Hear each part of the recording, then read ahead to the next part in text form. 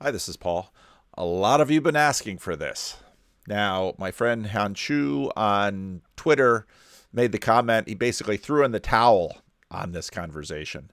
This is an almost 3 hour conversation, and it is a mess. Now, it's not a mess because the two individuals are stupid or are presenting badly. It's a mess because the conversation goes all over the place and they struggle to find each other and understand each other. And I'm not sure they ever really succeeded in it. And so what I'm going to try to do is unravel it a little bit and make both sides as intelligible as possible. And it's going to take more than one video. It's a big conversation and it's a difficult conversation. One of the things to ask with something like this is, who are these two individuals and what do they want to get out of it? Now, this conversation really started a number of years ago, and they begin by talking about that. And scientific and philosophical thought. Welcome, Jonathan. It's great to talk to you finally after these 2 years where we had that first conversation. It's good to be back. I can't believe he said 2 years because... Back in the seat. Now, wait a second. 2 years.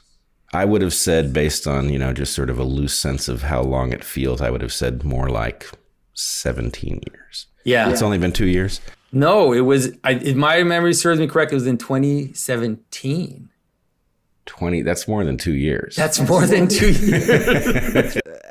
The biologist and the carver, not good at math. So it's helpful to understand the Pageau Weinstein conversation to go all the way back to the Students for Liberty conference in 2017. And Jordan Peterson is in good form and Jonathan's hair is long and Bret hasn't been, I don't know what year he went through the ringer. Benjamin will let us know, but now they're going to get into it. So I think that what you just did was nested your claim for the validity of scientific truth within a pragmatic framework, which is what I claimed when I was talking to Sam Harris was necessary, because you said, I believe, that the justification for assuming the truth of the mythological representation was its effect on something that's associated with the Darwinian process. Right, and that's how you what you used to justify your claim that it was in fact true. So, in the discussion that you're referencing, my point was essentially that there is something called metaphorical truth, and that it's a real thing. So I'm in agreement with you on that. Okay, and we are going to have to talk about this metaphorical truth versus literal truth, which is a really poor way of framing it. I think, and again, those of you who've listened to me for a while, I know what you think about this. Physical correspondence, let's say symbolic physical correspondence, GATC, are letters used to track physical changes and existence out there in the world. Okay? That's genetics. GATC. And they aren't G's and A's and T's and C's. Our bodies aren't full of these double helixes with alphabets on them. Those are used to track things. Okay, so that's physical correspondence. Now, metaphor is about one thing being another. So G stands for this nucleotide, A stands for this, T stands for this, C stands for this. Okay, so that is metaphorical. C.S. Lewis's point in his book Miracles is that language is, in many ways, fundamentally metaphorical. So, this distinction between literal truth and metaphorical truth breaks down right away by virtue of metaphor. Now, he has a point in there, and he makes the point in an earlier video about, let's say, the Boxing Day tsunami. The Boxing Day tsunami was mythologically represented, let's say it that way, or at least narratively represented by a tribe that had a particular belief that talked about the relationship between the emotional, mental, and relational state of the gods and the actions of the seawater. And so when the waters receded, they understood that within their narrative system as a dangerous moment and everyone should flee to the hills, and they were all saved. Whereas people who did not have that same narrative within which they lived played around in the newly exposed beach line, and when the tsunami came back, lost their lives. All right. He would talk about that as metaphorically true and literally false. The problem is that if we're going to talk about tectonic plates, Pacific rifts, ring of fire, I mean, you might say, well, ring of fire is literally true. No, it isn't. Ring of fire is a metaphor. They're all metaphors. The question is the source of the metaphor, the format of the metaphor, and the ongoing relationship of the metaphor. Okay, so that's one of the issues that's involved always when Bret starts talking about religion, is that his basic framework of literally false, metaphorically true, is not a good way to sort of set it up.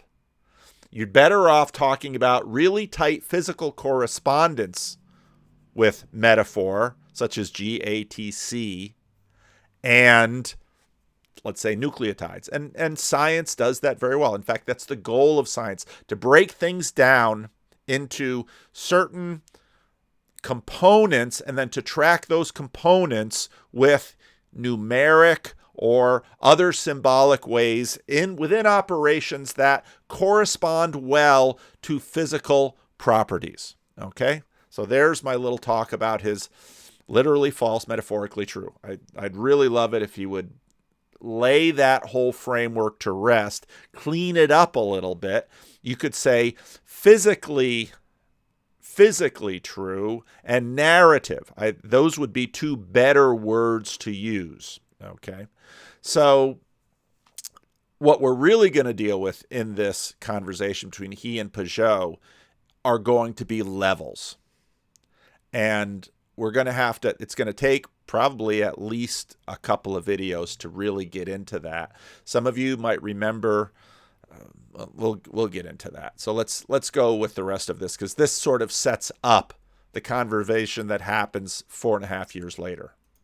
Where we might be in disagreement is that there is simultaneously a thing that I would call literal truth or scientific truth. And by the way, I'm not saying that what scientists say is in this category inherently. Scientists can be wrong. But the point is, truth that is scientifically verifiable, that makes predictions, has a special priority in this hierarchy because it is the one objective version. It is not contingent on being nested in a series of beliefs.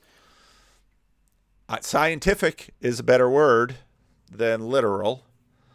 Nested is what we're going to have to talk about, because it is in fact situated.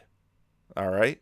And what science does in a sense is willingly blind itself to the situation so that you can expose a causal, a very consistent, reliable, predictive, causal relationship, which is usually fairly small, and then maybe you try to put those together with other ones and sort of ramp up. But of course, the more of them you put together, the more complex the ramping goes. So what if it's a scientific truth that's metaphorically wrong?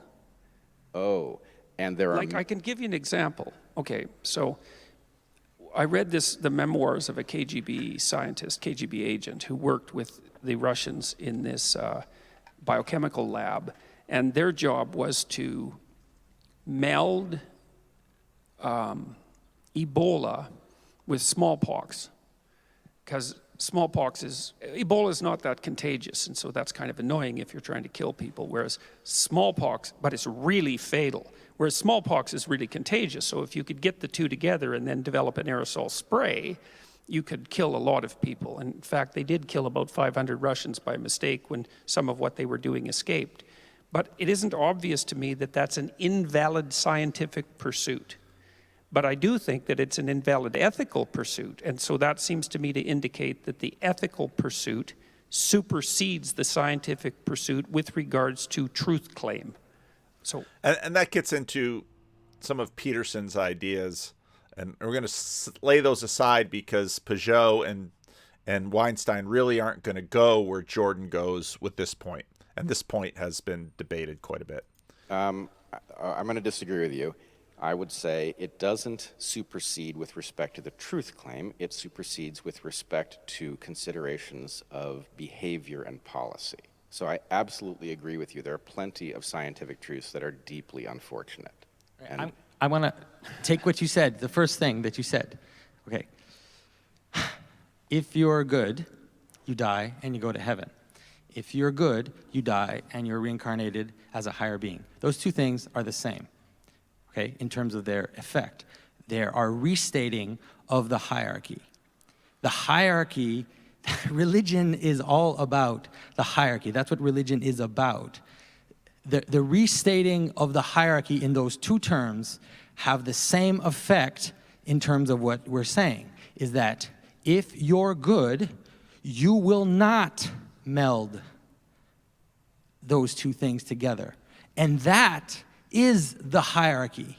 The hierarchy itself is the capacity to be above quantitative, purely quantitative considerations and to apply qualitative thinking. And the whole language of hierarchy is all a language about a movement from quantity up to quality. Like it's movement. It's going up a mountain. It's going up the base and then going up to unity. And when you stand in that top place, then you can look down and you can judge what facts, because there is an innumerable amounts of facts. There's an infinite quantity of facts. You can decide which facts are worth pursuing. Now, what he just said right there is 4.5 years ago, and he's gotten a lot better in these last 4.5 years of talking about this. But it's there. And right there, we're starting to get into this question of levels. Now, we've been talking about these levels in terms of one level up, B.J. Campbell and Rebel Wisdom and their egregore word. We've been talking about the fact that the neurons do not know. I've used the example that the optic nerve does not see what I am seeing. The optic nerve is critically involved in me seeing what I am seeing now, which is this camera and this screen and myself and the little monitor. But the optic nerve itself doesn't see. I am a level up from my optic nerve. This is going to become critically important when we talk about genes, because genes are a level down. All right. So what you're also going to see is a lot of use of language about agency. Okay. Now, I would love to talk with Bret sometime about the way he uses this language. Vervaeke uses language in similar ways. And one of the things that Vervaeke basically says is this is the only way we can use the language because this is the language we've inherited. Part of Vervaeke's project is to develop a new language that will be more accurate, and that's of course a valuable thing if we can achieve it.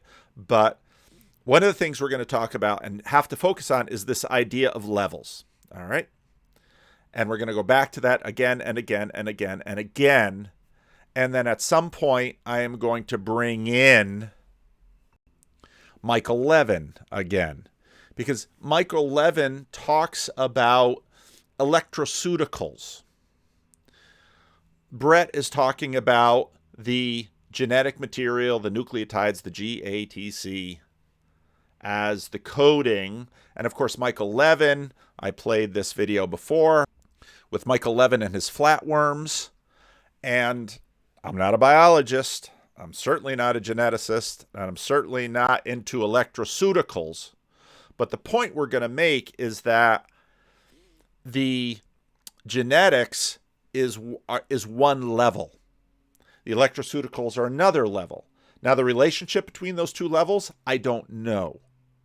But they are different viewpoints into which you see the world. And this is Pageau's point, roughly speaking. And this is why Pageau, part of the reason Bret and Jonathan can't quite find each other is that in many ways they're talking about very different things and they're not finding each other. So I understand why many of you have said, when are you going to address the Pageau-Weinstein conversation? Because I think a number of you have listened to it once. Maybe some of you have tried to listen to it more than once. It is so large. It is so ungainly. It's very difficult to sort of make a sense of it. I think what we do with a lot of these conversations is we just listen to them, and most of what we're processing is not really the content. We're getting little bits and pieces. We're getting whatever resolution we're capable of processing the content rationally and coming up with, let's say, propositional ideas in terms of actually vocalizable thoughts that occur to us. But a lot of what we're doing is we're taking them in to our overall mappings, and we're getting sort of an intuitive sense of, yeah, he's right, maybe they're right on this, I like him, I'm on team Bret or I'm on team Jonathan, I'm on team science versus I'm on team religion. That's a very natural thing to experience when you listen to a conversation like this. I want to sort of open up the resolution a little bit to clarify where these two are coming at it, what they're trying to say, and what kinds of takeaways we can have. So let's go back to Pageau making his points here. And so that's what religion is, and that's what the hierarchy is. And so if you take now, part of what's difficult with Jonathan, and you get this very early on in the conversation with Bret, is Jonathan will make a point about the level jumping, and he'll say, well, that's what faith is. And it'll connect it to the definition of faith found in Hebrews 11, which is a fine definition of faith. But many of you have read that definition, those of you who are Christians and know your Bibles, you've read that definition of Hebrews 11, and you've never thought about it in terms of what Jonathan was talking about, because you have your own separate mapping of it.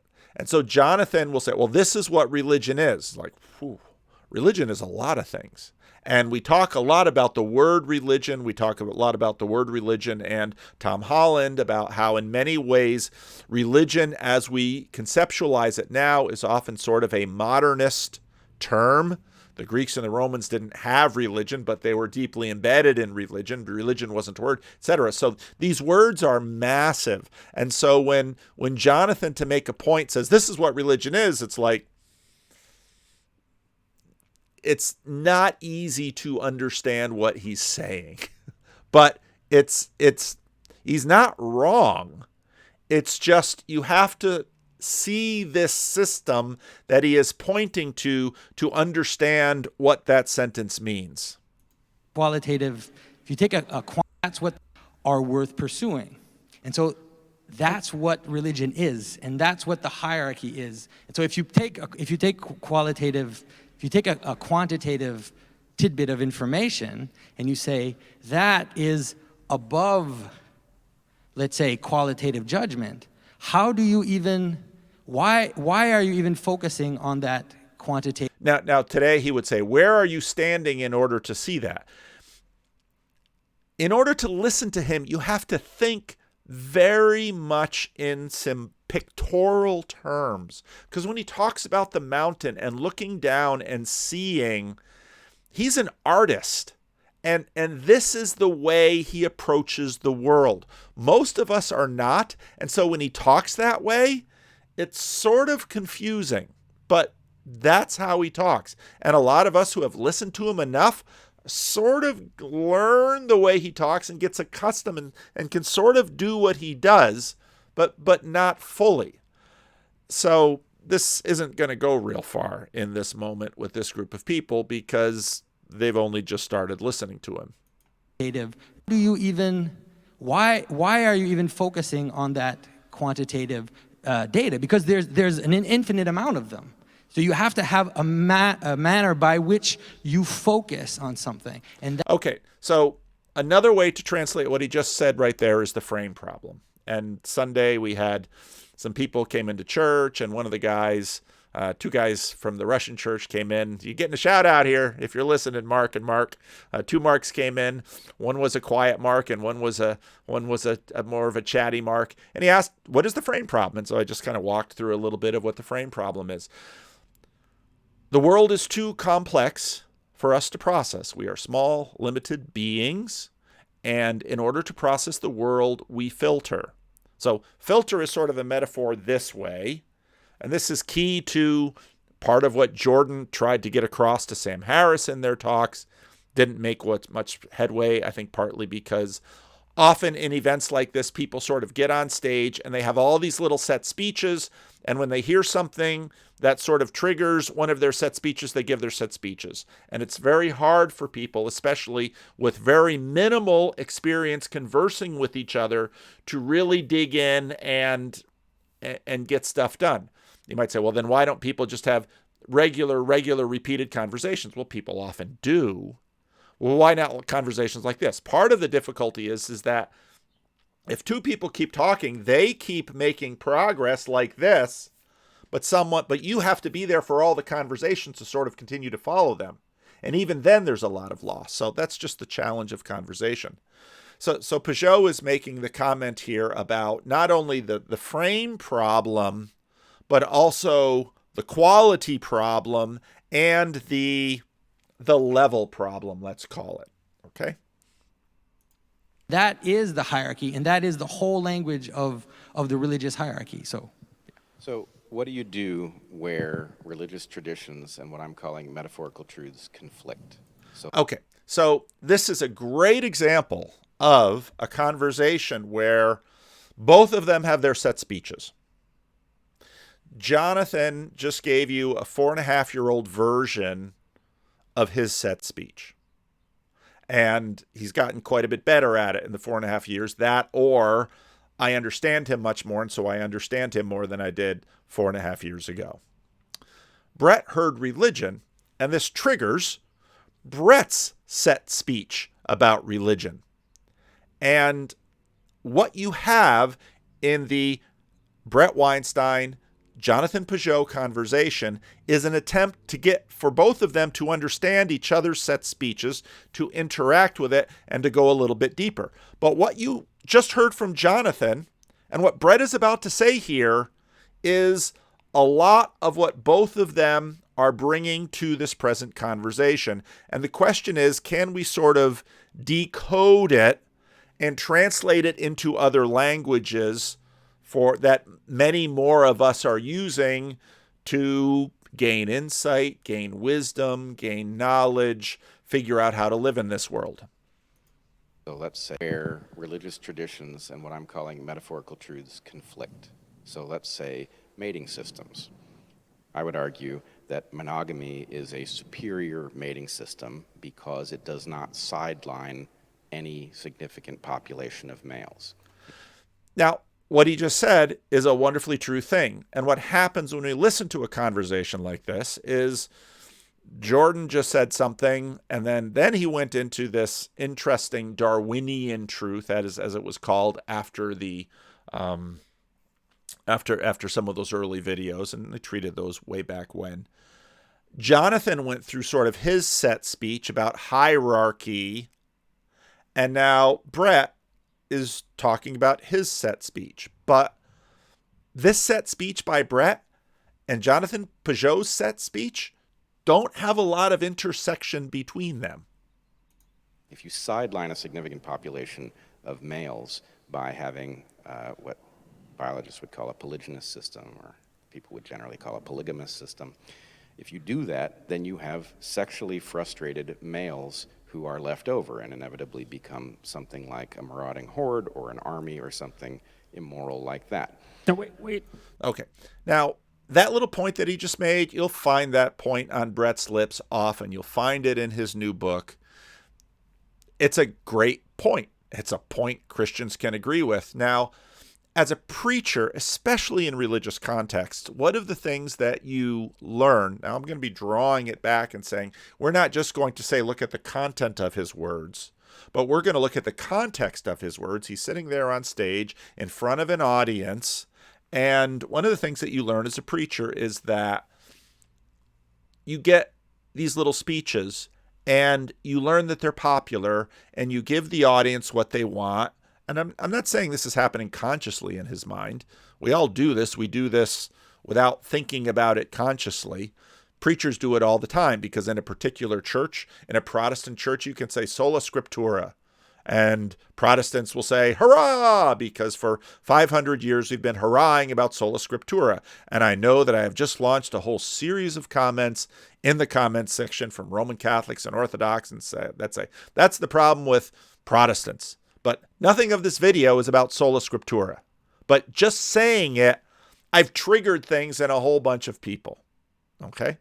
And that's a popular thing for me to do. I gain attention by it. I gain engagement by it. All of those things happen. But that has nothing to do with just about anything else we're going to talk about here. But it's one of these little set speeches.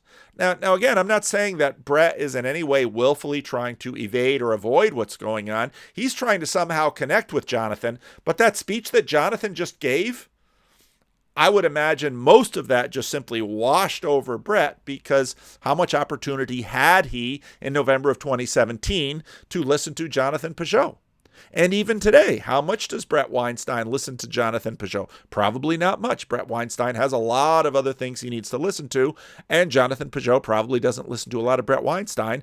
But they've got these two little things, and well, they're going to go further deeply into it. Now, you're assuming that's bad. Yes. And so you're falling into Jonathan's trap because you're saying, you see, you have this a priori framework that... So now, Peterson is between them, both on the stage and in terms of understanding, because Peterson knows a fair amount about what Bret deals with because he's a scientist, and he knows a fair amount of what Jonathan is because Jonathan's been his friend and they've had a fair amount of conversation. And so Jordan has an idea of what Jonathan just said, and he knows exactly what Bret just said. And now Jordan's going to try and put it together a little bit and say, okay, I'm going to be a little bit of a bridge and come together between you. Monogamy is better because you've already decided what constitutes bad. You can't help but lay a moral framework over your selection of facts. And so that, I mean, I'm not... And this also touches on the point that started the two of them when Jordan was talking about truth with respect to, let's say, crossing smallpox with Ebola. And so Jordan is bringing them together, or trying to. I'm trying to trap you. I know this is a crazily complicated problem. Yeah. And he's also a good physicist. He's also a good clinical he's also a clinical therapist, where he says, and you'll find all these little tricks, I'm not trying to trap you. Settle down. I know there's some anxious members of your consciousness Congress that you're on stage and someone's pushing back and you might get a little, so I'm not trying to attack you. Nice little trick.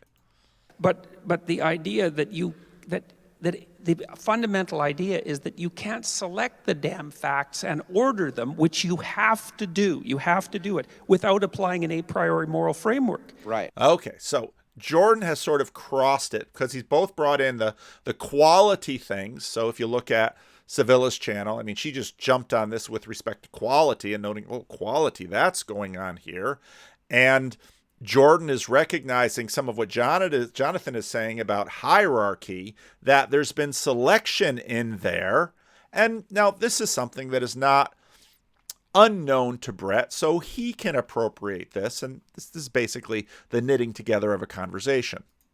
So I would say I am applying an a priori moral framework. I am not treating this as we could also look at the behavior of people as a physical process. It's equally a physical process as it is a moral, behavioral process. I'm not doing that. I'm being a human being, and I'm saying from the point of view of values that probably everybody in this room would share. It is not desirable to have sexually frustrated young men roving around being violent because they can't find a mate because some other highly placed males in the society have many mates. That's not. Okay. A big part of the conversation between Jonathan and Bret is the question, Bret, where do you get your values? They do not come from genetics. And as we'll see, Bret has, and this is something that I brought up in many of my videos that I've talked about Bret. Bret has a very interesting take on genetics and value and the future. It's a very interesting idea, and that led Sam to basically say he's really a sort of a Gnostic, because for him, the genetics are a rather dim demiurge that has created life, but sort of undone life in their creation of consciousness, which at one point was a dramatic improvement to help human genes push their way into the future. But now it is their undoing because consciousness can trump genes. Now, when Bret says something like that, Pageau is all over it because Pageau is talking about levels. Remember, my optic nerve isn't seeing Kermit. My optic nerve is translating signals, electrical impulses, from my eye to my brain, and my brain is putting all of this together. Oh, I guess you can't see it. Okay, all of this together, the books. I guess I could put Kermit down here and he'd be a little bit more visible. So the optic nerve is a level down from the part of me that sees Kermit and recognizes him as a frog and interacts with this Muppet as something out here. Same with the nerves in my hand that can feel that he's plushy. And it's a considerable level down from understanding that here we have representations of... We have representations of Jordan Peterson, Sam Harris, and Joe Rogan from some videos that I've done in the past. So those are levels down. All right. And so Pageau is always cognizant about the levels. And what Bret tends to do is either he just a priori says, we agree on these values, I don't care to defend them, or these values are, he doesn't account for the values, and that's what Pageau keeps hitting him on. And where Peterson comes in is he makes the point that not only are you just sort of at this place saying, well, not having rows of horny men who don't have access to women wandering the countryside, destroying the village, not only is that a bad thing, but, and this was the point of his onstage conversation with Sam Harris and Bret Weinstein in Vancouver, the fact that you tell a story about this aspect already has values laid into it. In fact, one of the things that most of you have noticed when you watch my videos are these guys.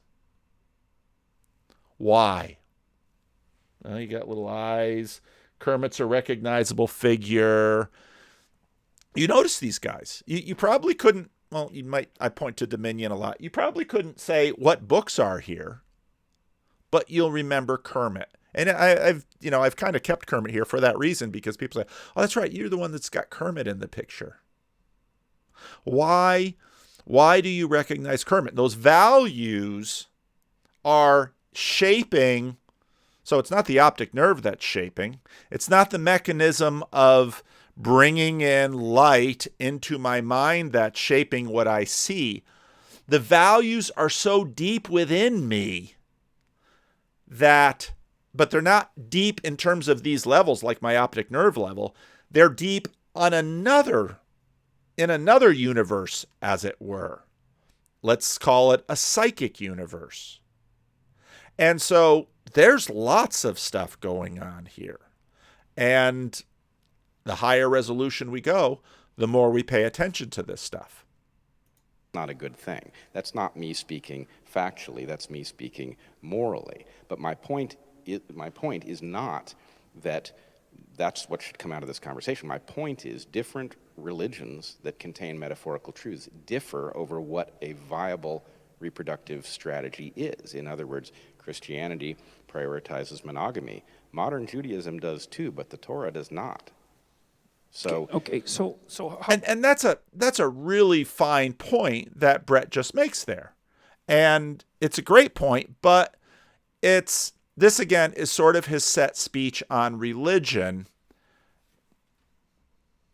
Okay, so your claim is that because it's very difficult to adjudicate between competing moral systems, that science is preferable with regards to truth claims because there's a way of adjudicating between scientific truths. But I would say the mere fact that it's difficult to adjudicate between competing moral claims doesn't indicate, therefore, that science is a higher truth. It just indicates that science... Okay, now, every time someone says something like, every time in this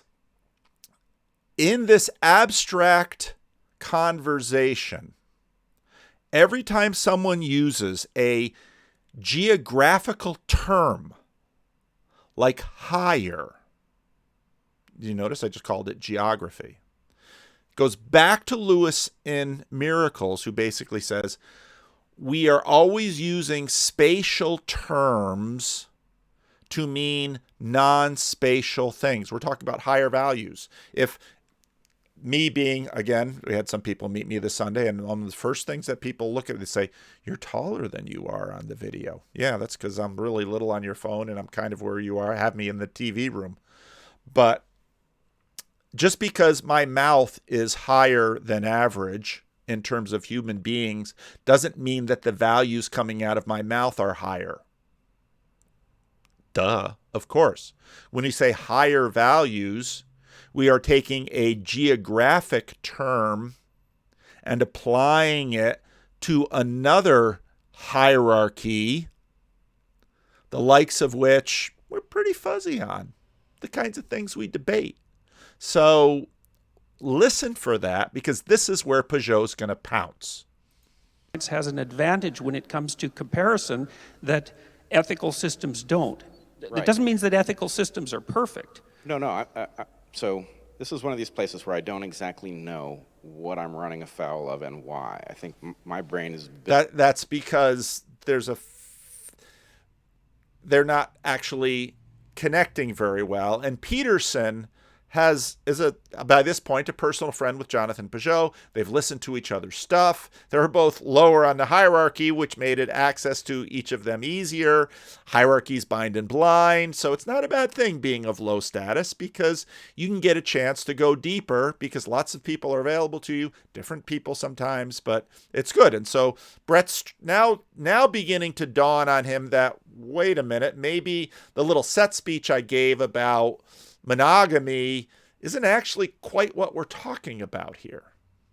Built around some sort of model that makes it hard for me to understand why we could possibly be disagreeing over this. My point is, you have 1,000 different belief systems. They're all built out of metaphorical truths and a certain amount of real truth. Let's just stick science in with the rest of them. It's belief system 1,001. Okay, now let's say, well, which of these is best? How are you even going to do that? There's only one of them that has a distinct characteristic. It's number 1,001. What's its distinct characteristic? It explains why all the others work. Now there is not a small amount of value smuggling right in that statement. And now we get a sense of, all right, we've got all of this stuff, but what I'm saying, says Bret, is that the only system, he's kind of knocking on the door of scientism here.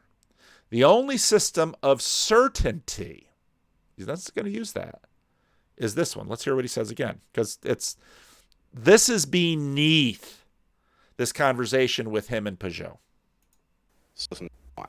Okay, now let's say, well, which of the metaphorical truths and a certain amount of real truth? Let's just stick science in with the rest of them. It's belief system 1001. Okay, now let's say, well, which of these is best? How are you even going to do that? There's only one of them that has a distinct characteristic. It's number 1001. What's its distinct characteristic? It explains why all the others work. There it is. There it is. That's what's at the heart of it. That's what's at the heart of Bret. And in a sense, that means this is his religion. So how is it not, just by virtue of the fact that it does something that nothing else can, how is it not the top one in the hierarchy? And he makes his argument that this is the key to knowledge. This is the key to understanding. This is the key to life. I mean, that's pretty much what he's just said. What he's just made is a religious profession. And we've all got our religions, so that's his. Jonathan is smiling because, well... We have run a little bit past 8. And Pageau says, you're going to stop it now? After he basically said, I hold the trump cards. What trump cards are that? Well, science. Well, what's the science of life? Well, genetics explains life. I mean, this is Bret. This is his belief system. Pageau says, you're going to stop it now? We finally sort of are all talking about the same thing now because Bret just said, there it is. Would y'all be interested in getting together for an organized debate, like a little tag team, Peterson Pageau versus Weinstein Harris? Oh my goodness. Sure. Okay. Well, that's a good place to end. So. And Pageau laughs again. Oh.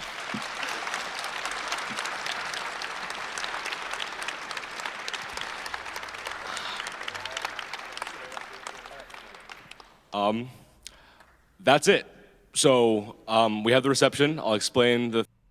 And Pageau basically, I don't remember if it was here or later, but he says, you just made a hierarchy.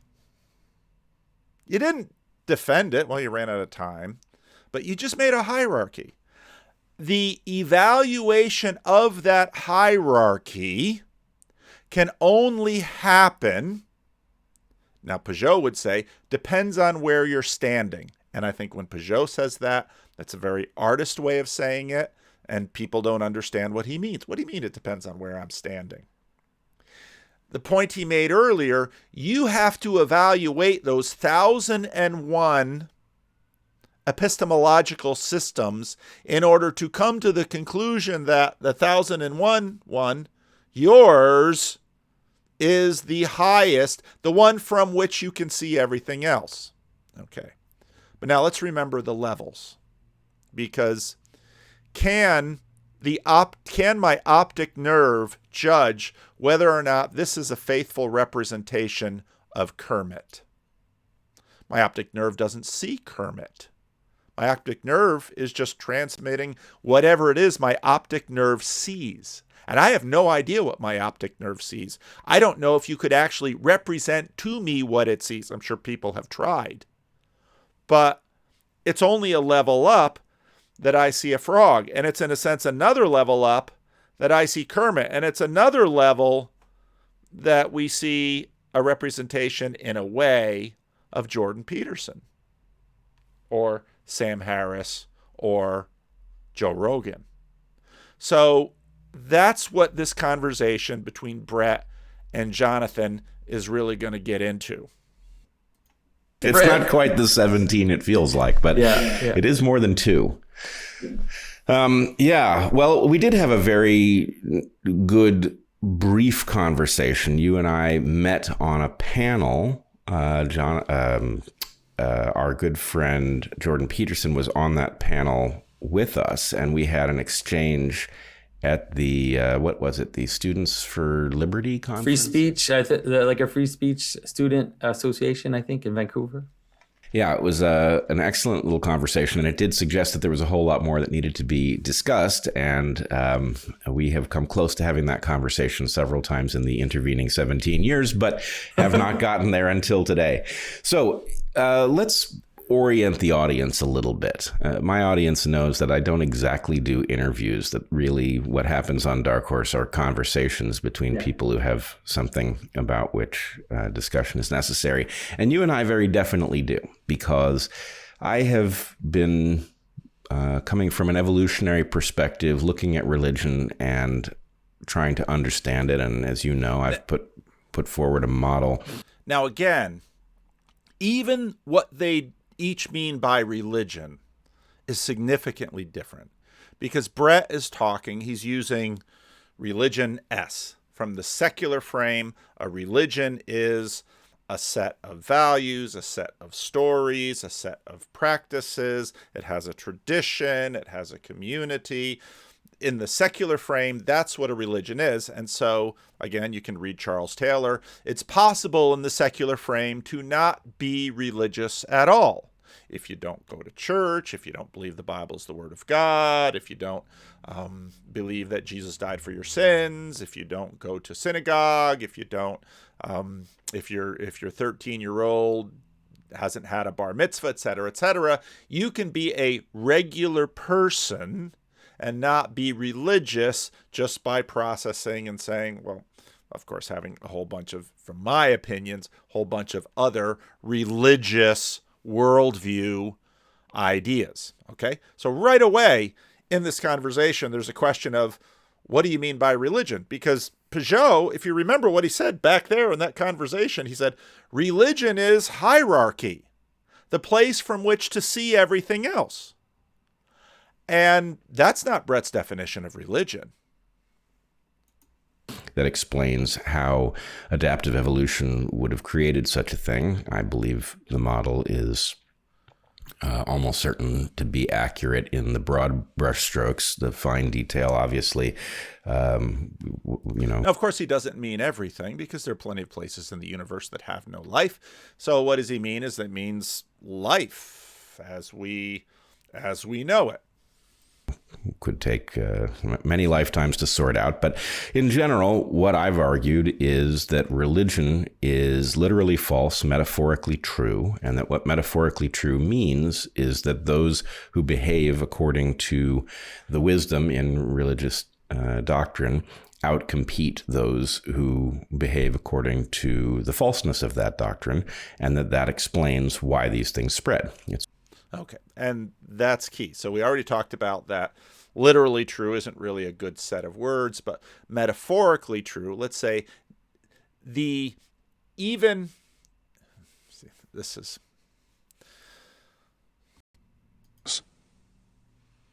can call the attempt to refute theism by displaying the continuity of the belief in God with primitive delusion the method of anthropological intimidation.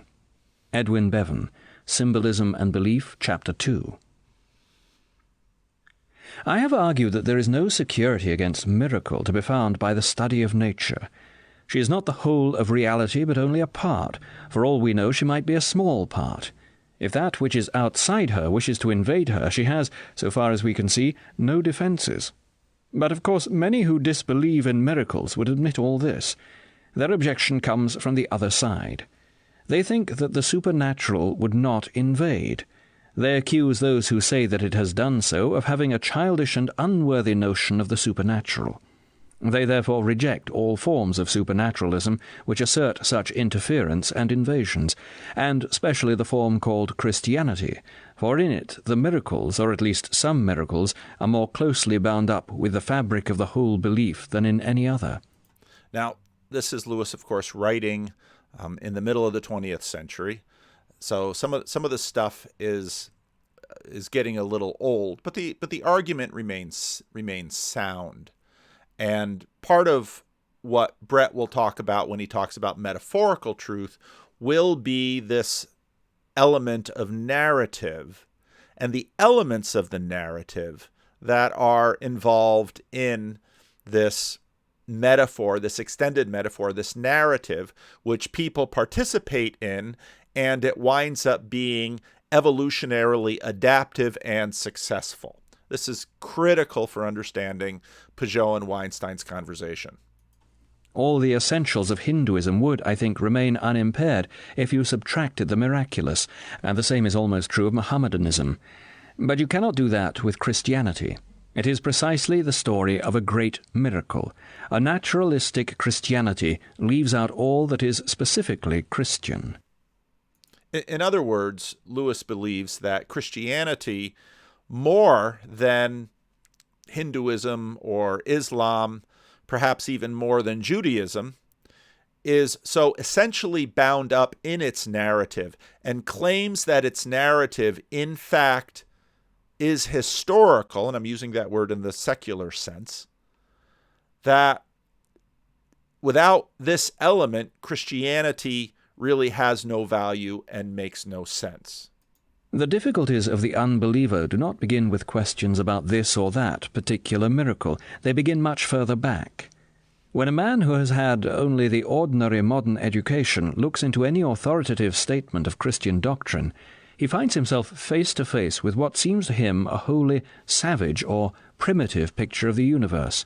Now, right there, Bret would probably agree and say, oh, that's that metaphorical truth. It's a savage or primitive picture of the universe, such as this little group of people on the Boxing Day tsunami. The gods are clearly, something's going on with the gods because the sea has receded and we must run to the hills. So he would say, gods don't make the sea recede. It's tectonic plates. And you would say, well, why did you use the word plate? Well, because it's flat. Oh. So are tectonic plates flat? Well, they're sort of flat. The pictures of them look like plates, so that's the word we use. Are plates more scientific than gods, or are they both words? He finds that God is supposed to have had a son, just as if God were a mythological deity like Jupiter or Odin.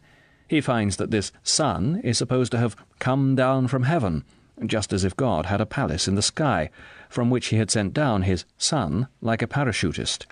He finds that this son then descended into hell, into some land of the dead under the surface of a presumably flat earth, and thence ascended again, as if by a balloon, into his father's sky palace, where he finally sat down in a decorated chair placed a little to his father's right.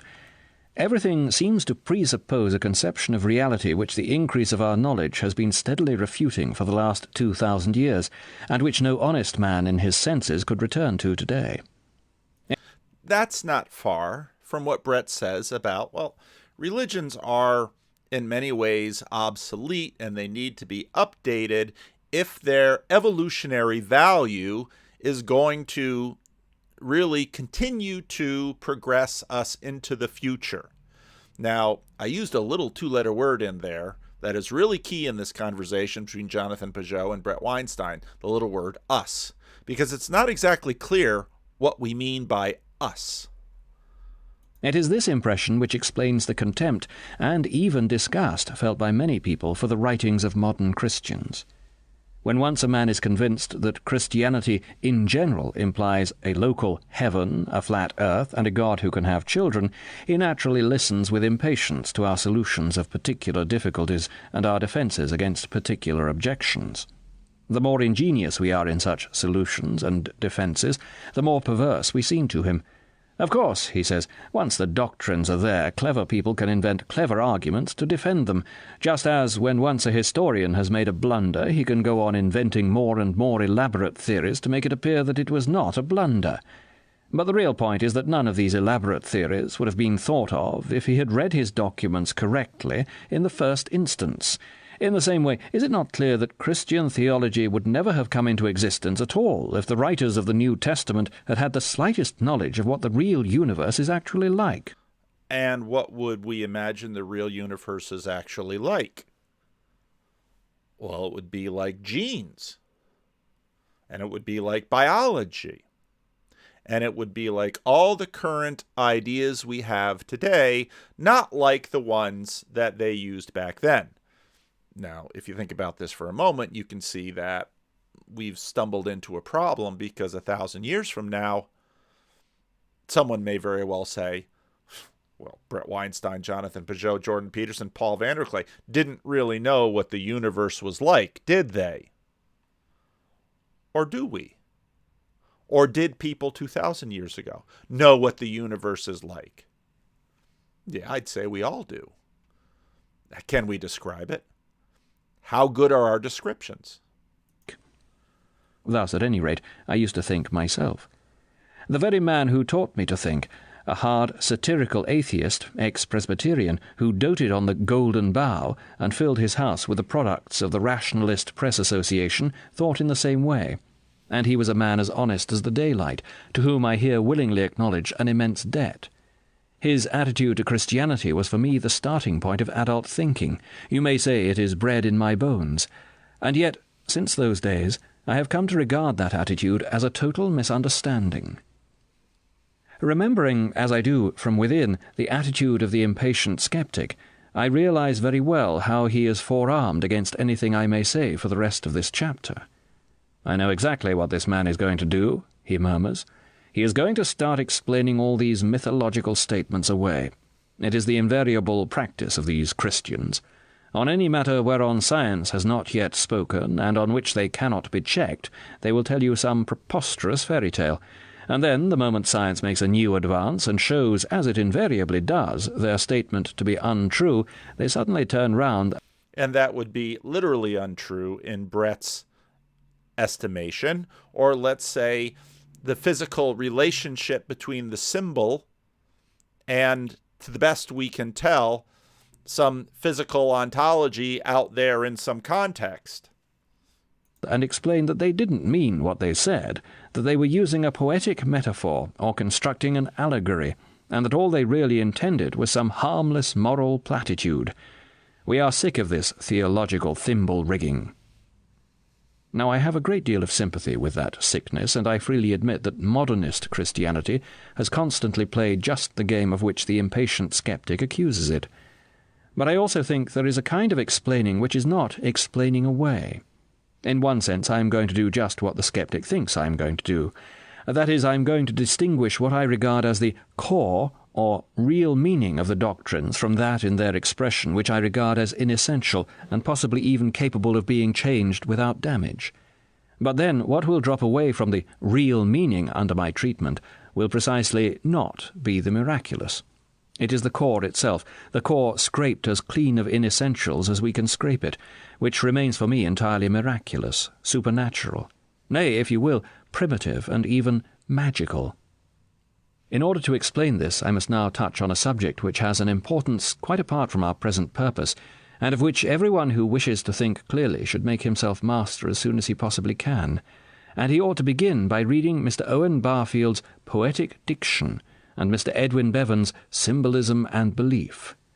But for the present argument, it will be enough to leave the deeper problems on one side and proceed in a popular and unambitious manner. When I think about London, I usually see a mental picture of Euston Station. Okay, right there. Now we're going to talk about levels. When I think of London, I think about Euston Station. Is that a good picture of London? Good for what? This is where we start knocking on the door of some Jordan Peterson pragmatism. But when I think, as I do, that London has several million inhabitants, I do not mean that there are several million images of people contained in my image of Euston Station. Nor do I mean that several millions of real people live in the real Euston Station. In fact, though I have the image while I am thinking about London, what I think or say is not about that image, and would be manifest nonsense if it were. It makes sense because it is not about my own mental pictures, but about the real London outside my imagination, of which no one can have an adequate mental picture at all.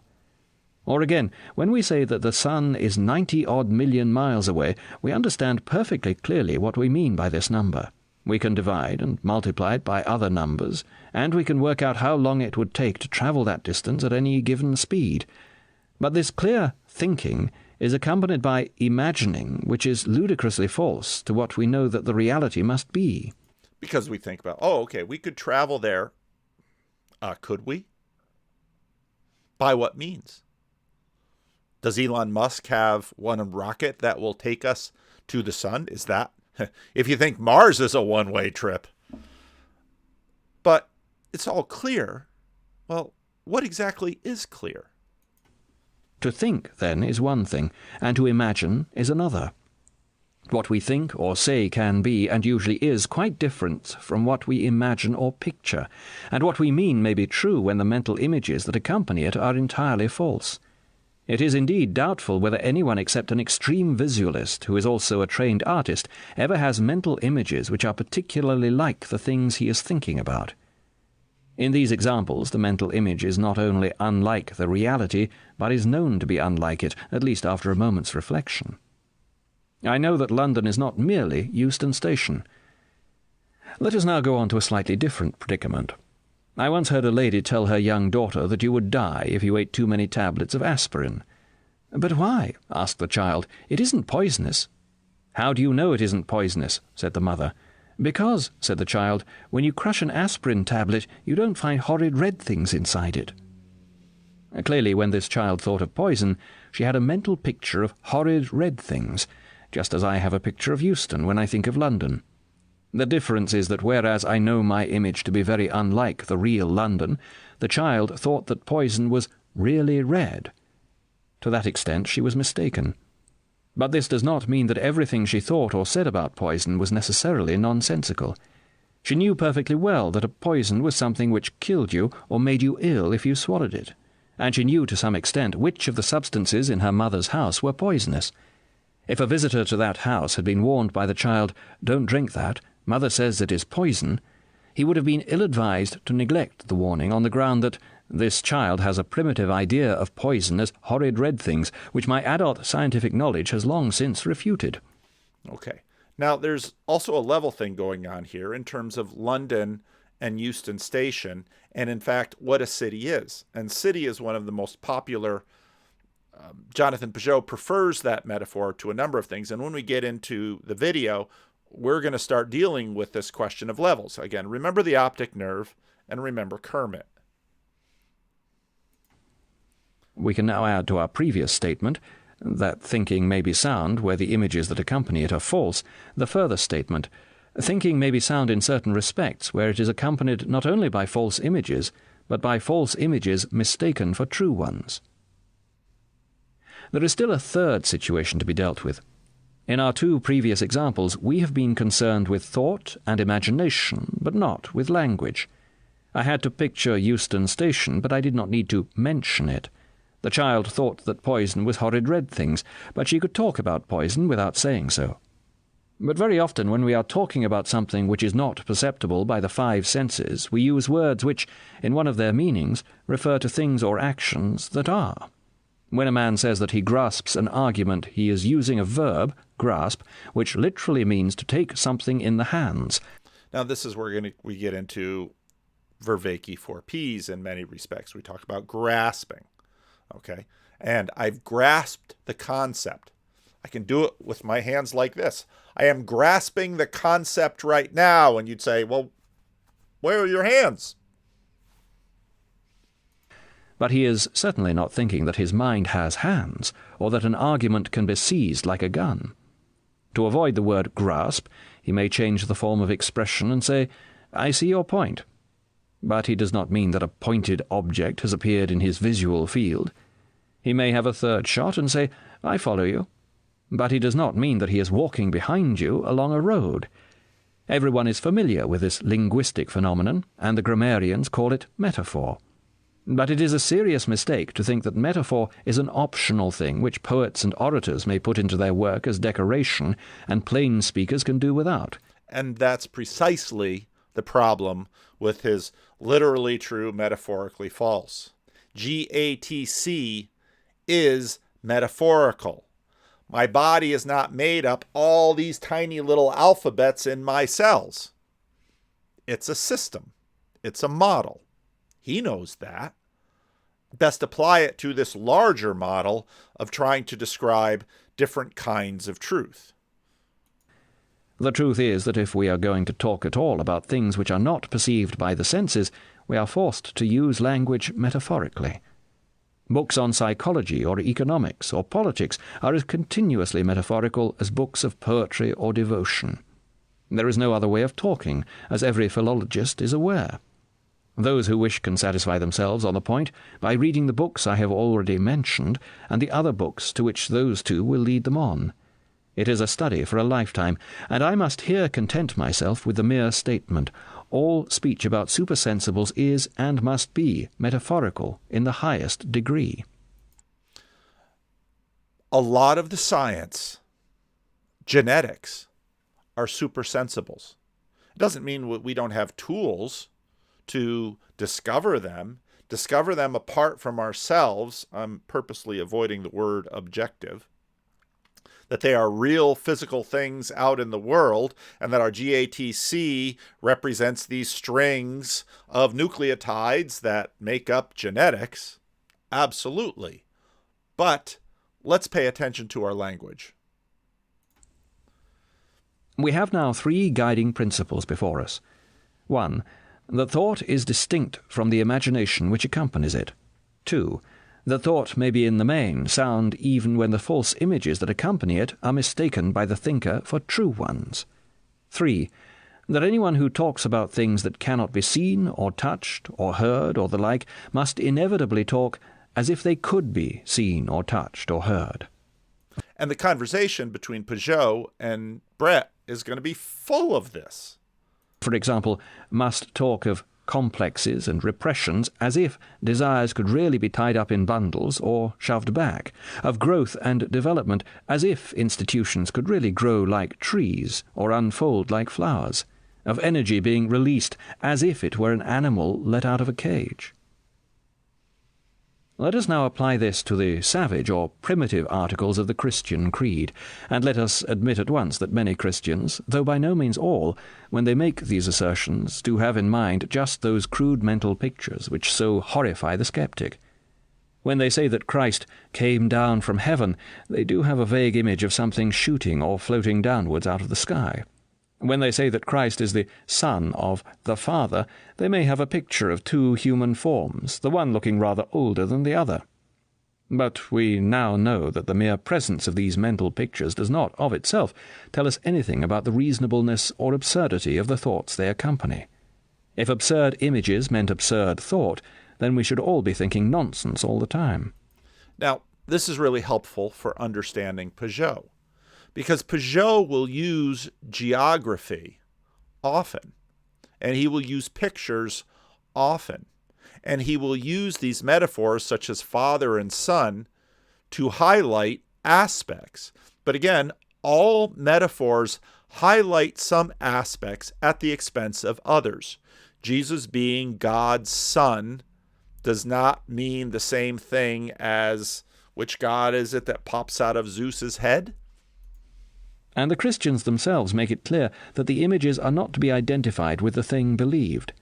They may picture the Father as a human form, but they also maintain that he has no body.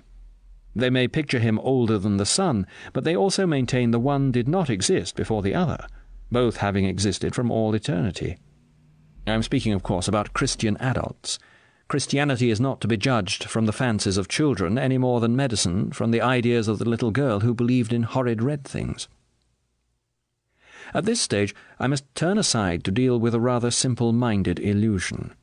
When we point out that what the Christians mean is not to be identified with their mental pictures, some people say, in that case, would it not be better to get rid of the mental pictures, and of the language which suggests them altogether? But this is impossible. The people who recommend it have not noticed that when they try to get rid of man-like, or as they are called, anthropomorphic images, they merely succeed in substituting images of some other kind. I don't believe in a personal God, says one, but I do believe in a great spiritual force.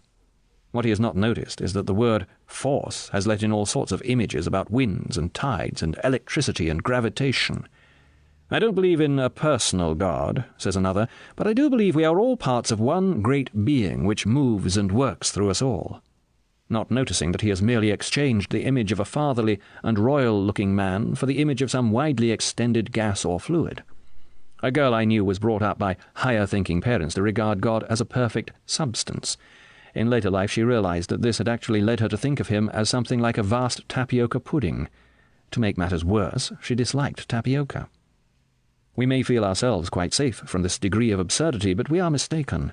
If a man watches his own mind, I believe he will find that what professes to be specially advanced or philosophic conceptions of God are, in his thinking, always accompanied by vague images which, if inspected, would turn out to be even more absurd than the man-like images aroused by Christian theology.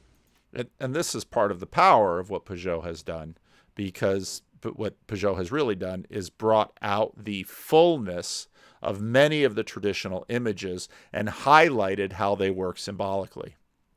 For man, after all, is the highest of the things we meet in sensuous experience. He has at least conquered the globe, honoured though not followed virtue, achieved knowledge, made poetry, music, and art. If God exists at all, it is not unreasonable to suppose that we are less unlike him than anything else we know. No doubt we are unspeakably different from him.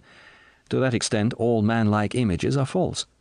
But those images of shapeless mists and irrational forces which, unacknowledged, haunt the mind when we think we are rising to the conception of impersonal and absolute being, must be very much more so. For images of the one kind or of the other will come. We cannot jump off our own shadow. As far, then, as the adult Christian of modern times is concerned, the absurdity of the images does not imply absurdity in the doctrines. But it may be asked whether the early Christian was in the same position. Perhaps he mistook the images for true ones, and really believed in the sky palace or the decorated chair. But as we have seen from the example of the horrid red things, even this would not necessarily invalidate everything that he thought on these subjects. The child in our example might know many truths about poison, and even, in some particular cases, truths which a given adult might not know. We can suppose a Galilean peasant who thought that Christ had literally and physically sat down at the right hand of the Father. If such a man had then gone to Alexandria and had a philosophical education, he would have discovered that the Father had no right hand and did not sit on a throne. Is it conceivable that he would regard this as making any difference to what he had really intended and valued in the doctrine during the days of his naivety? For unless we suppose him to have been not only a peasant, but a fool, two very different things, physical details about a supposed celestial throne room would not have been what he cared about. What mattered must have been the belief that a person whom he had known as a man in Palestine had, as a person, survived death, and was now operating as the supreme agent of the supernatural being who governed and maintained the whole field of reality. And that belief would survive substantially unchanged after the falsity of the earlier images had been recognized. Even if it could be shown, then, that the early Christians accepted their imagery literally, this would not mean that we are justified in relegating their doctrines as a whole to the lumber room. Whether they actually did is another matter. The difficulty here is that they were not writing as philosophers to satisfy speculative curiosity about the nature of God and of the universe. They believed in God, and once a man does that, philosophical definiteness can never be the first necessity. A drowning man does not analyze the rope that is flung at him, nor an impassioned lover consider the chemistry of his mistress's complexion. Hence the sort of question we are now considering is never raised by the New Testament writers. When once it is raised, Christianity decides quite clearly that the naive images are false. The sect in the Egyptian desert which thought that God was like a man is condemned. The desert monk who felt he had lost something by its correction is recognized as muddle-headed. All three persons of the Trinity are declared incomprehensible. God is pronounced inexpressible, unthinkable, invisible to all created beings. The second person is not only bodiless, but so unlike man that if self-revelation had been his sole purpose, he would not have chosen to be incarnate in a human form. We do not find similar statements in the New Testament because the issue has not yet been made explicit, but we do find statements which make it certain how that issue will be decided when once it becomes explicit. The title Son may sound primitive or naif, but already in the New Testament this Son is identified with discourse or reason or word which was eternally with God, and yet also was God. He is the all-pervasive principle of concretion or cohesion whereby the universe holds together. All things, and especially life, arose within him, and within him all things will reach their conclusion, the final statement of what they have been trying to express. It is, of course, always possible to imagine an earlier stratum of Christianity from which such ideas were absent, just as it is always possible to say that anything you dislike in Shakespeare was put in by an adapter, and the original play was free from it. But what have such assumptions to do with serious inquiry? And here the fabrication of them is specially perverse, since even if we go back beyond Christianity into Judaism itself, we shall not find the unambiguous anthropomorphism, or man-likeness, we are looking for. Neither, I admit, shall we find its denial. We shall find, on the one hand, God pictured as living above in the high and holy place. We shall find, on the other, do not I fill heaven and earth, saith the Lord? We shall find that in Ezekiel's vision, God appeared, notice the hesitating words, in the likeness as the appearance of a man. But we shall find also the warning, take ye therefore good heed unto yourselves, for ye saw no manner of similitude on the day that the Lord spake unto you in Horeb out of the midst of the fire, lest ye corrupt yourselves and make a graven image. Most baffling of all to a modern literalist, the God who seems to live locally in the sky also made it. The reason why the modern literalist is puzzled is that he is trying to get out of the old writers something which is not there. Starting from a clear modern distinction between material and immaterial, he tries to find out on which side of that distinction the ancient Hebrew conception fell. He forgets that the distinction itself has been made clear only by later thought. We are often told that primitive man could not conceive pure spirit, but then neither could he conceive mere matter. A throne and a local habitation are attributed to God only at that stage when it is still impossible to regard the throne, or palace even of an earthly king, as merely physical objects. In earthly thrones and palaces it was the spiritual significance, as we should say the atmosphere, that mattered to the ancient mind. As soon as the contrast of spiritual and material was before their minds, they knew God to be spiritual, and realized that their religion had implied this all along. But at an earlier stage, that contrast was not there. To regard that... Now, we might even say that this distinction has been temporarily held, and now, in fact, we're finding it giving way. So, for the last 500 years, we have been easily able to make that distinction. Once spirit and wind became two different things, although it had one word, now, and it seems in some ways, it's getting fuzzy again. Again, see Barfield. At earlier stage as unspiritual, because we find there no clear assertion of unembodied spirit, is a real misunderstanding. You might just as well call it spiritual, because it contained no clear consciousness of mere matter.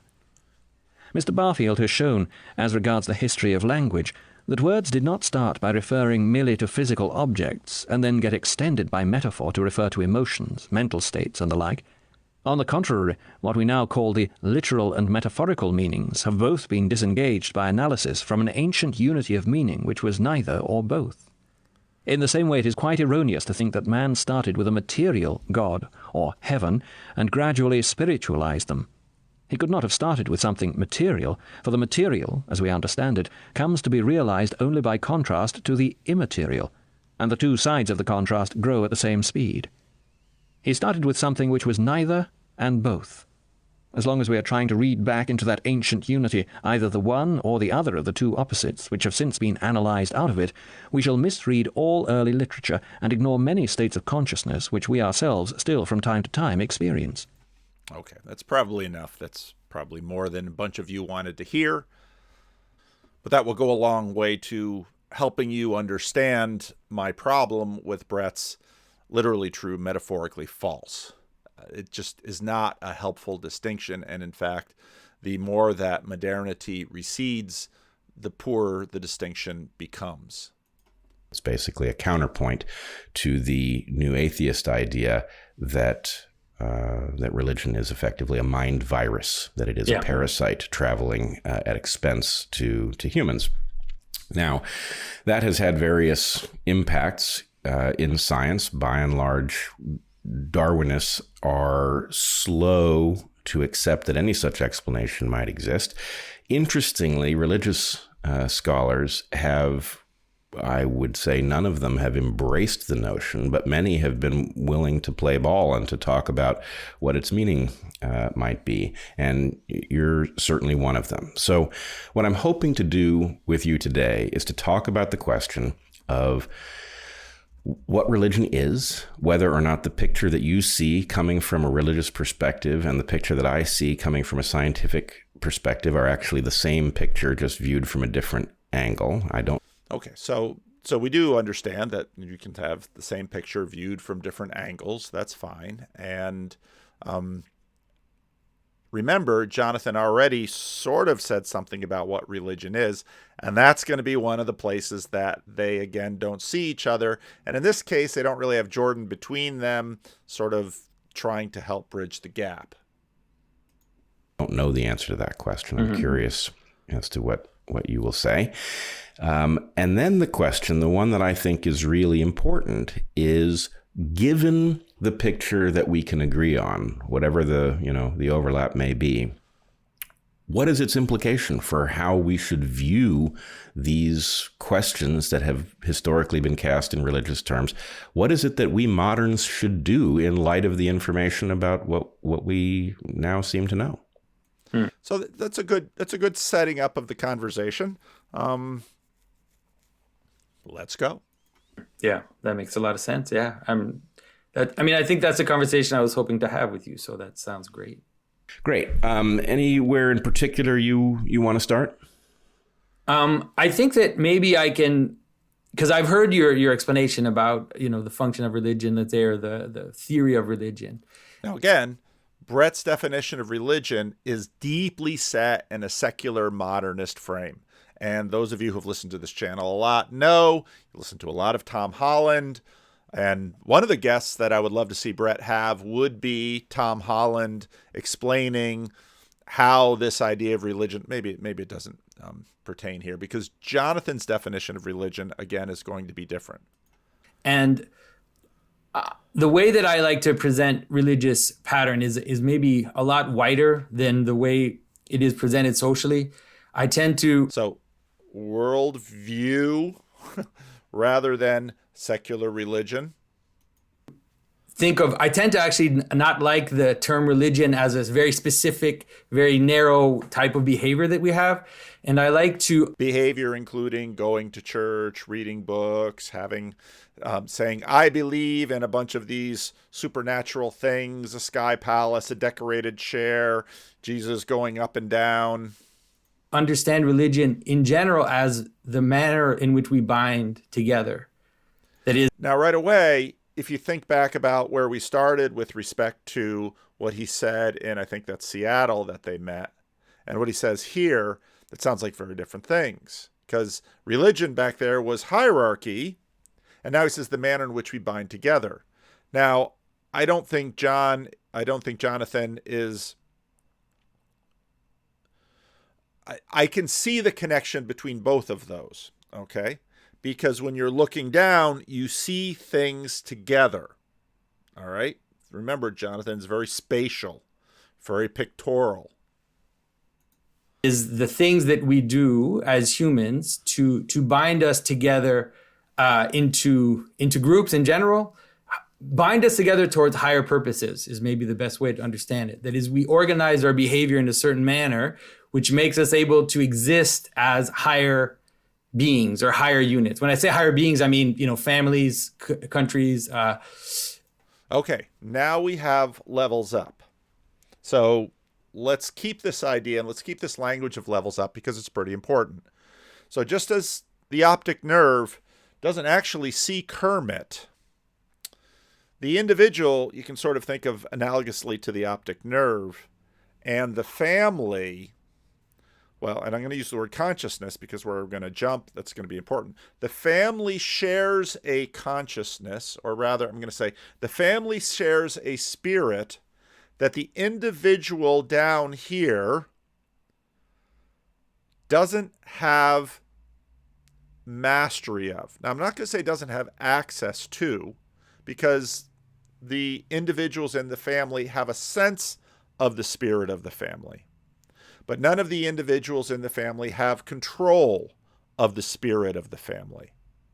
And if any family you're in, you know this. You would like your family to be different. So you talk to your mom, you talk to your dad, you talk to your kids, you talk to your siblings. We're going to try and change the spirit of the family. But just telling them what you want doesn't actually change the spirit of the family. Now, we're going to, at some point, not in this video because I'm already running out of time, we're going to have to get into this question of emergence. And that is going to come in this video. You're going to have emergence and you're going to have emanation. Okay, emergence comes from below, emanation comes from above. So this is where you've got levels. And so what religion, Pageau says here, what religion affords is, let's say, the emergence of the consciousness, and I'm using that because we're going to use it a little bit later, consciousness of the family. Higher, but that is also analogous to the manner in which we cohere inside ourselves, because a human being. So we have a consciousness congress. There are parts of me that very much want to go home and be with my wife right now instead of sitting in my office and making this video. There are parts of me that very much want to get a lot of headway on in this video and get as much of it done because I'm going to have a lot to say about this conversations, and I'm going to need to contextualize this conversations with some of the other recent Pageau conversations. But because a lot of people had said, when are you going to talk about Pageau and Weinstein? Well, here it is. So not only do we have these levels up, we have these levels down. But pay attention. These are different levels, although they're analogous to the relationship between my optic nerve and seeing Kermit. Being is also made of different parts and different aspects, different thoughts, different desires, there's all these things competing inside us for supremacy, you could say, or for attention. And the manner in which we cohere those aspects together will be part of what we tend to call religion, which is why religion has a individual aspect, whether it's prayer, worship, meditation, depending on the different religious practices. But then that scales up to the social level. Well, you'll have you'll have ritual behavior, you'll have sacrifices, you'll have common worship, circumambulation of important places or important things that bind us together. So that is more so the way that. Now, I really don't expect Bret Weinstein to immediately understand this definition. That's part of what makes this conversation difficult because there's a lot of talking past each other. That I understand religious practice because it seems to encompass more clearly what it is, like what it is we're doing at all the different levels at which we do them. So would it be all right if I put a couple tools on the table? Sure. And I think Bret recognizes that this definition that Jonathan just gave me is just not, it's just not something. So here's a story. I was living in the Dominican Republic, and there were some national pastors that were in town, and we were putting them up in. My wife and I were living in the guest house in Santo Domingo, and there were some national pastors that came, and they were staying in the guest house too. And my wife decided that it would be a lovely thing for us to make a really lovely meal for us, for them. And at that point, my wife, one of the things that she knew how to make was lasagna.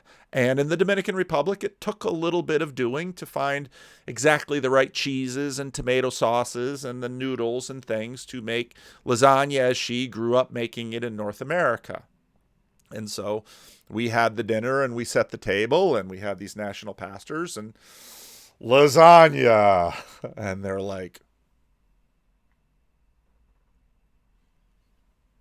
wasn't their thing. Well, why wasn't it their thing? Is there something wrong with lasagna? No, there's nothing wrong with lasagna. Culturally, not lasagna eaters. Italian food, not a big deal in Haitian beignets. There you have it. But hey, this is something young missionaries learn. First, I want to start with the question of faith in science. Because I really think one of the reasons that people misunderstand the status of religion, however we describe it, when it comes to scientific explanations, is that we do not do a fair job of correcting for the way scientists work on other questions. Okay, now big problem right here. He's using the other definition of religion, and Pageau usually comes in with a definition of religion that is not textbook, okay?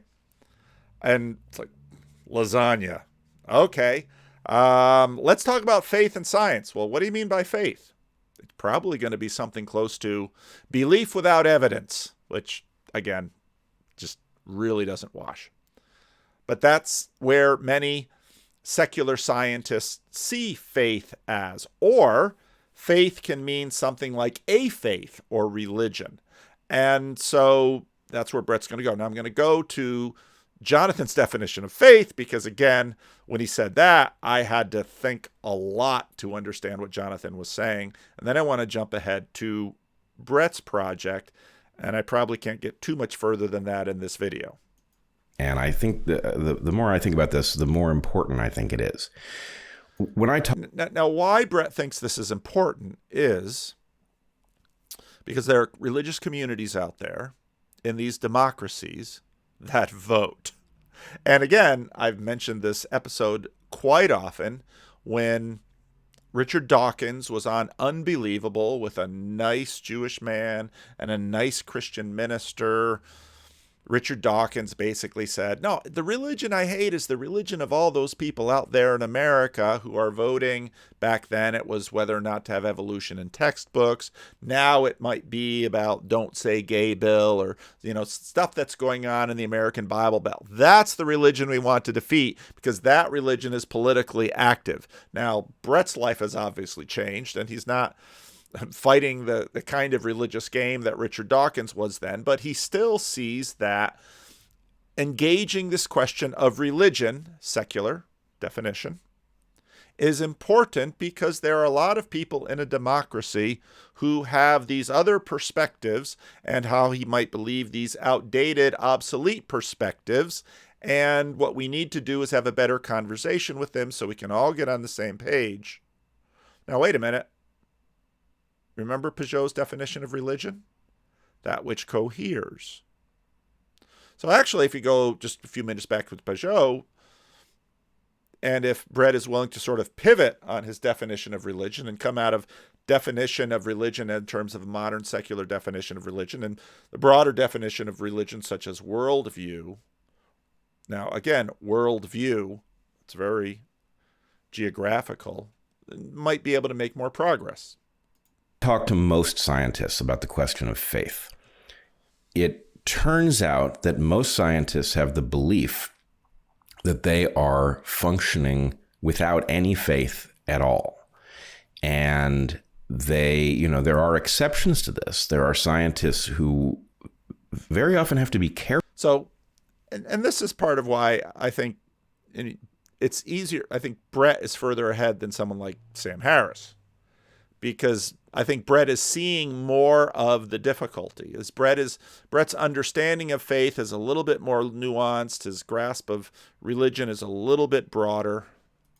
Careful in their academic context not to speak too publicly about it. There are scientists who do have a separate faith, right? They go to church or temple or whatever it might be, but they tend to see faith as something absent from their scientific practice. Now, and I think Bret is right there. And you'll say, well, I'm a scientist here and I've got my religious practice here, so I believe in God. And you get someone like Francis Collins who tries to sort of put it together. In fact, Francis Collins, of course, was a doctor, and you can read, the language of, what's the name of his book? You can read about how basically he became a Christian because as a practice of a doctor, he saw how potent faith was and what a value it was for his patients, so he became a Christian. And then his attempt to sort of put these worldviews together. Esther's going to be really happy about what I'm about to say, which I don't think it's a particularly good one, but what was the language of, I don't remember, but Francis Collins tries to put this together, okay? And all of our attempt to put these things together is going to be imperfect, but Bret is at least noticing the difference. And this difference and how Jordan Peterson was, in fact, engaging in this difference was part of what I initially saw some promise in his work and said, this might be helpful. To me, this seems absurd. I literally think it is impossible to do scientific work without any faith. And basically, I would argue that faith are things that you take without evidence. See, that's not a good definition. What he should be talking about is faith and presuppositions are not the same thing. And this bad definition of faith, and again, to make Bethel happy, if you look at her father's conversation with Peter Boghossian on Unbelievable, I think McGrew, what's Bethel's father's name? I forget his first name. Dr. McGrew, I think, had a good treatment of it there, because that's not how we use the word. So faith is not belief without evidence. What Bret really wants to talk about here are presuppositions, things that we come to the world with. And this sort of connects us with the Jordan Peterson conversation about the fact that values are built into the world. Before I see Kermit, values are built in. And that's a level up from my optic nerve.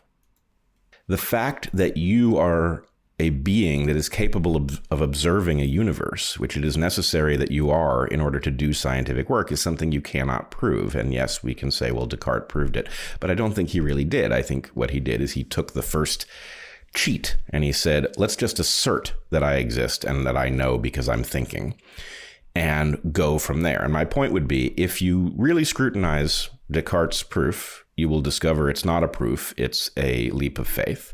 Yeah. And if you don't make it, then you will literally spend your entire career attempting to solve this unsolvable puzzle, which will be a waste of time because you won't do it.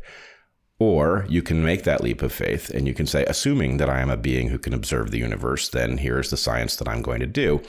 Now, he's using a being who can observe the universe. If we go all the way back to where we began here with Pageau, he said, religion is that which we view the universe, I'm going to clean it up a little bit, that which we view the universe through. I think that's a really excellent definition of religion as worldview.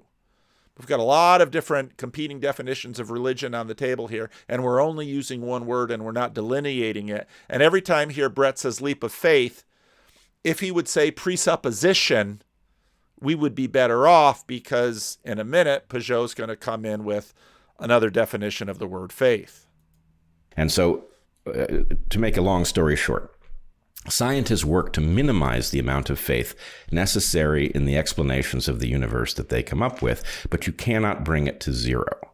And if we then move from there to this question of things that are literally false, but metaphorically true, these things are features of every scientific model that we have that is incomplete, right? And, sort of a theories of the gaps.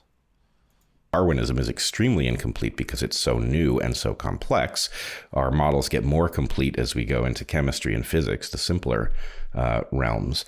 But the point is, all of these things involve places where our explanations aren't very good and where we fill in some feature of the model that we cannot demonstrate, but that functions well enough if we operate on the basis of it. So what I'm getting at is religions may be largely based on literally false, metaphorically true beliefs, and science starts out based on those things and whittles them away, but can never get to zero. But really, these two realms have the same characteristic, which is that they depend on us being able to skip certain levels of explanation in order to do the job of the whole.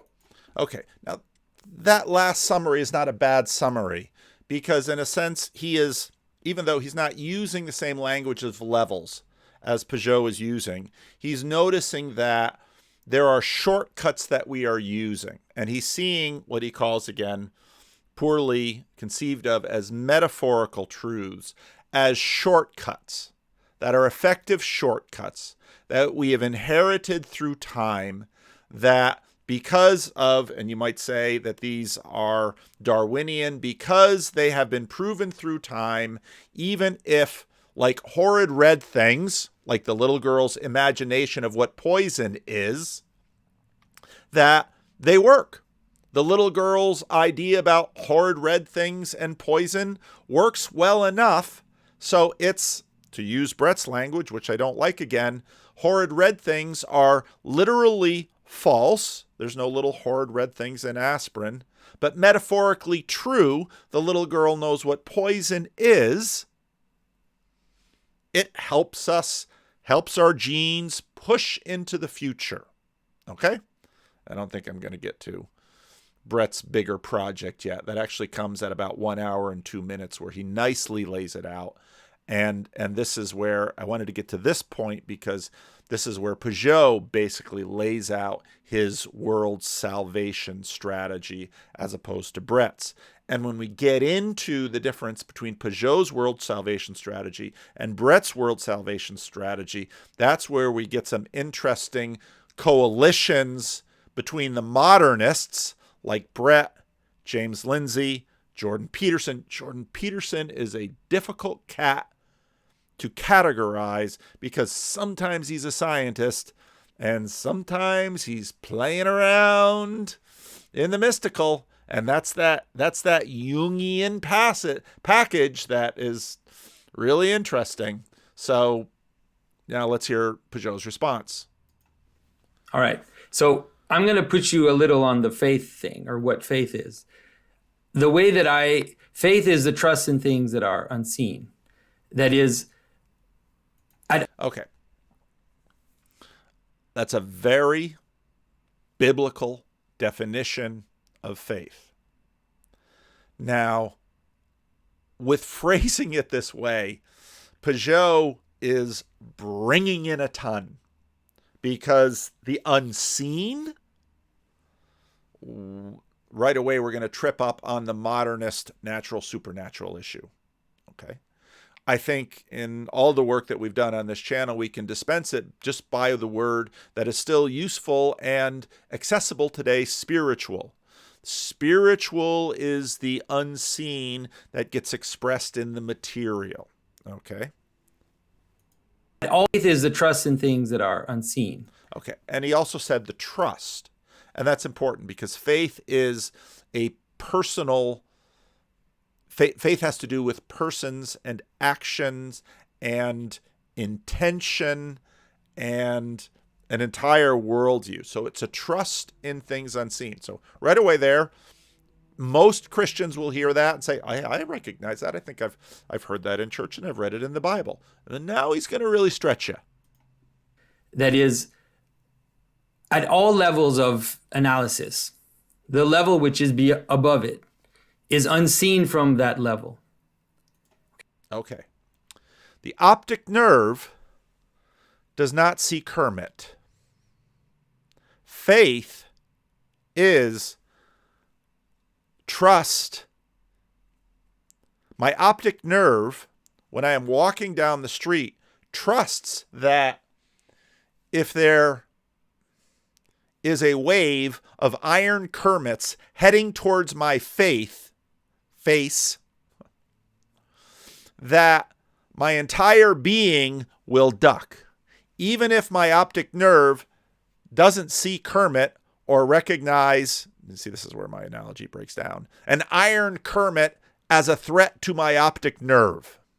That is faith for Pageau. Now, it's really cool what he did, but I really understand why Bret, where is he going with this? Bret has not been part of the level up conversations. And you can see how this has developed quite a bit since November 2017. So, and when I first listened to this, I thought, oh boy, what is Pageau saying? And the more I thought about it, then I could sort of piece it together and say, that's actually a really smart way of thinking about this, because of course, Christians would say, have faith in God. Well, where is God? God is at the highest level up. The one that sees all. The one that is immaterial and then therefore manifesting itself in the physical. That's a really good definition of faith. It's really innovative. But is Bret going to grasp that? Now, I've had plenty of these conversations, especially with John Vervaeke, where I mean, John Vervaeke is so smart. He's so well read. He's, I am in many ways a mismatch to him because he's read far more philosophy, more other religions, more of how many other things than I have. I'm just a local church pastor. So, John Vervaeke says something sometimes and it's like, never thought of that. Never heard of that. What exactly does he mean? How does that fit into his total picture? So it's really difficult in the context of a conversation like this to be able to, which is why I do these commentary videos, to sort of figure out what on earth Pageau is doing with this thing. Well, this is what he's doing. All of our level conversations that we've been having, and, level of analysis, that's usually the term that Peterson uses. Pageau is saying faith is trusting that things in upper levels have my good. It's my optic nerve trusting that the rest of my body is going to keep my optic nerve by getting slammed by an iron Kermit or a basketball or a rock. And in fact, I don't remember, someone will tell me again because the comment section is way smarter than I am. There is a little, and these guys could, there is a little something in my brain. There's a little part of my brain that if something is coming quickly towards me, well, my optic nerve carries that to my brain. I never see it because my body, biology, moves quickly and I avoid it. So it's trust in levels higher. Okay, so what I mean is that if you're analyzing something at a molecular level, you can never see the apple. You'll see its constituents. If you go down, same problem. If you go up, same problem. So now he's using it within the apple. So the molecules within the apple are unconscious of the apple. Now let's pay careful attention to language here because this is critical. And we're going to find agency, even if we are not panpsychists, our language is. And we're going to hear that throughout this conversation. The genes want. Oh, do they? Genes want something? Well, he'd say that's literally false, but metaphorically true language, that genes want to push their way into the future. I might change that a little bit because I might say the spirit of the genes. Well, what do you mean by that? Well, remember, that which is unseen manifests in the seen. The spirit of the genes wants to push their way into the future. That's a better way of saying it because genes don't have will, but they seem to have a spirit. Well, what is the spirit? The spirit is the unseen that moves the seen. So we see that genes move their way into the future and try to push their way into the future. And we're going to talk quite a bit more about that when we start to dial in a little bit deeper to this. But the spirit of the genes wants to move its way into the future. If you're talking about the apple and an orchard, if you're looking at the level of the apple, you'll never see the orchard. And so what faith... And we've talked about this in Chris Pageau's videos. We've talked about egregores, that things in higher levels don't see the lower levels. Our neurons don't see the world like we see the world.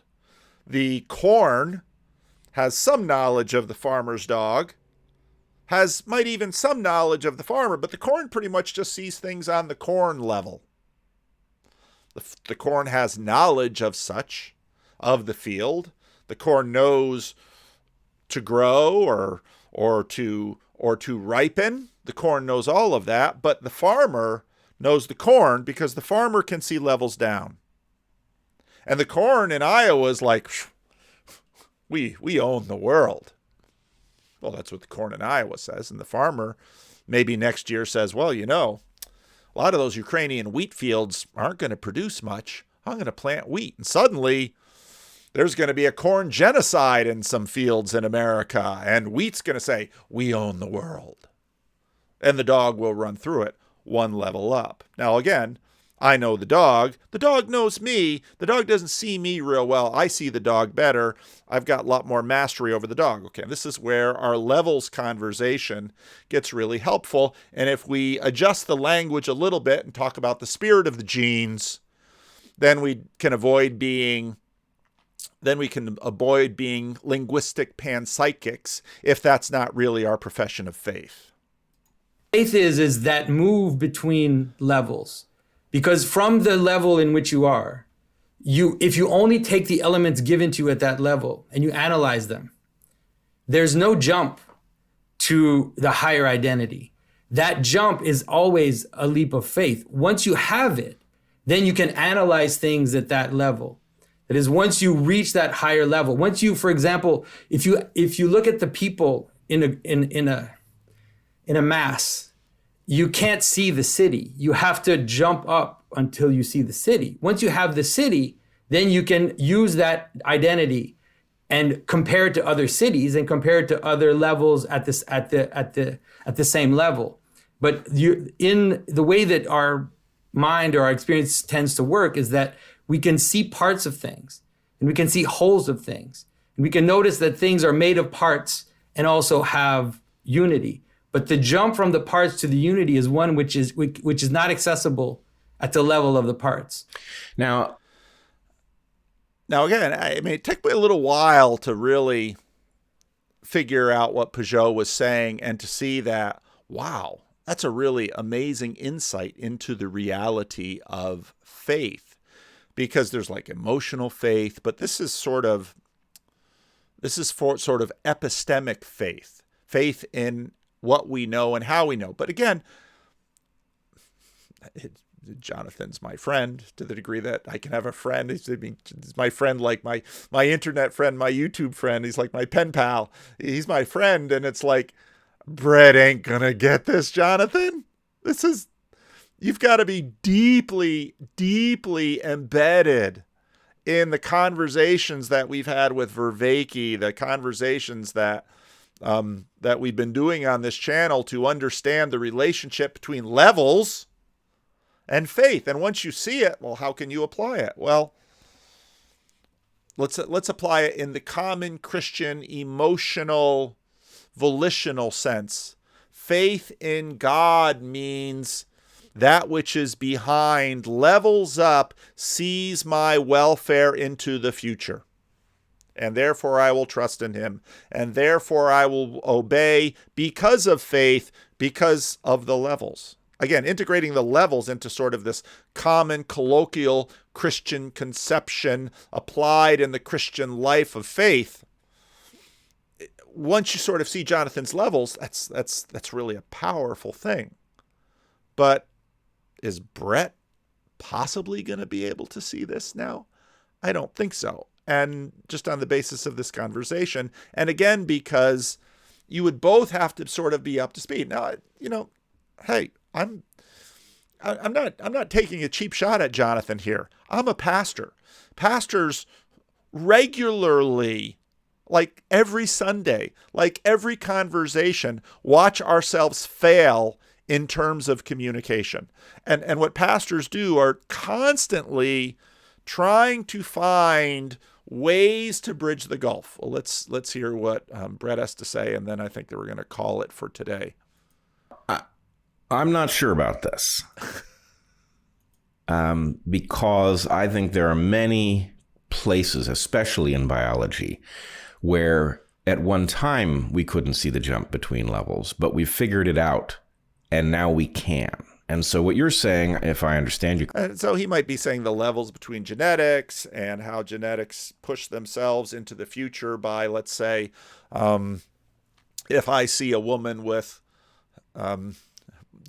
yesterday, my wife's been on a simplicity cleaning thing. Now the kids are out of the house. She's going through the house ruthlessly getting rid of things, and she found when she had long hair and when she cut it before, We were older, and my wife, if you see pictures of my wife when she was young, just the most beautiful hair you could imagine. You say, well, you're biased because you married her. Well, yeah, so, but no, her hair was just soft and brown and just beautiful hair. And it's like, jeans, working their all the way through up with me, all the way up with her. And it's like, wow, bone of my bone and flesh of my flesh. I remember the first moment I saw my wife. I remember it. I can picture exactly where it is on Calvin's campus in my mind because I saw her and it's like, wow. And it took me a year or so before I was able to kind of manage to, and the rest is history. It's been quite a history. But yeah, the levels between, so Bret has a sense of this, but I don't think anywhere necessary for this. And we're gonna have to talk about this. I'm out of time today, but I think I'll have more time tomorrow to get more into this. So yeah, this is going to be a long one. And I know some of you are happy about that and sad. And I know I took more time with miracles than you would imagine. But this question about language is important if, in fact, we want to understand this tool that we are using in a Pageauing way to do religion, to join together. So, all right, I will call it here. And now I'm at 13:21, and I will put this out for tomorrow morning. Leave a comment. Let me know what you think.